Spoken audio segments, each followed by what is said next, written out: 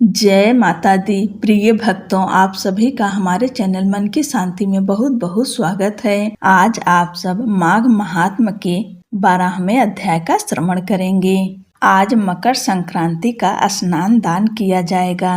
ब्रह्म मुहूर्त में ही स्नान दान करें, यह बहुत ही शुभ और उत्तम रहेगा।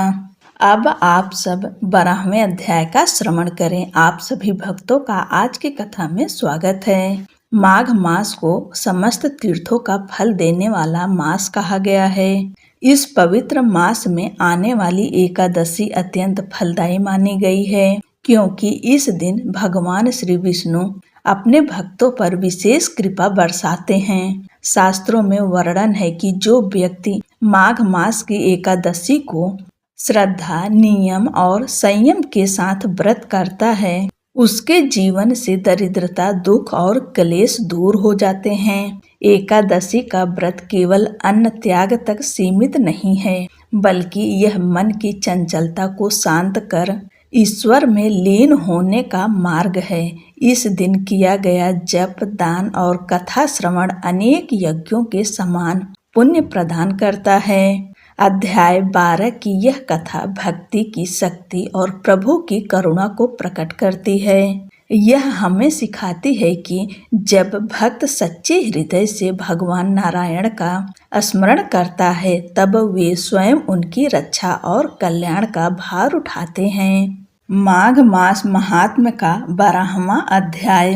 यमदूत कहने लगा कि जो कोई प्रसंगवश भी एकादशी के व्रत को करता है, वह दुखों को प्राप्त नहीं होता। मास की दोनों एकादशी भगवान पद्मनाभ के दिन हैं। जब तक मनुष्य इन दिनों में व्रत नहीं करता, उसके शरीर में पाप बने रहते हैं। हजारों अश्वमेघ, सैकड़ों वाजपेयी यज्ञ एकादशी व्रत की 16वीं कला के बराबर भी नहीं है। एकादशी के दिन व्रत करने से 11 इंद्रियों से किए गए सब पाप नष्ट हो जाते हैं। गंगा, गया, काशी, पुष्कर, कुरुक्षेत्र, यमुना, चंद्रभागा कोई भी एकादशी के तुल्य नहीं है। इस दिन व्रत करके मनुष्य अनायास ही वैकुंठ लोक को प्राप्त करता है। एकादशी को व्रत और रात्रि जागरण करने से माता, पिता और स्त्री के कुल की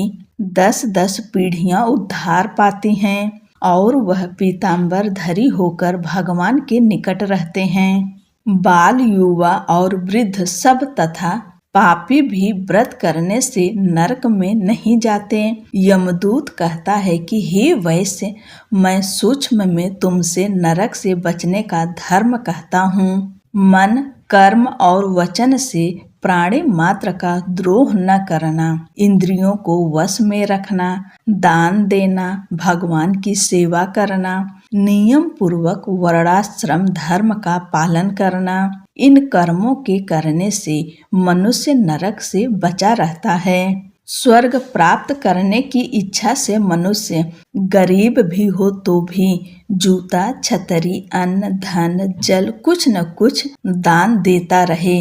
दान देने वाला मनुष्य कभी यम की यातना को नहीं भोगता तथा दीर्घायु और धनी होता है। बहुत कहने से ही क्या अधर्म से ही मनुष्य बुरी गति को प्राप्त होता है। मनुष्य सदैव धर्म के कार्यों से ही स्वर्ग प्राप्त कर सकता है। इसलिए बाल्यावस्था से ही धर्म के कार्यों का अभ्यास करना चाहिए। 12वां अध्याय यहाँ पर समाप्त होता है और अगला अध्याय आप सब अगले के वीडियो में सुनेंगे। तब तक के लिए जय श्री कृष्णा, राधे राधे।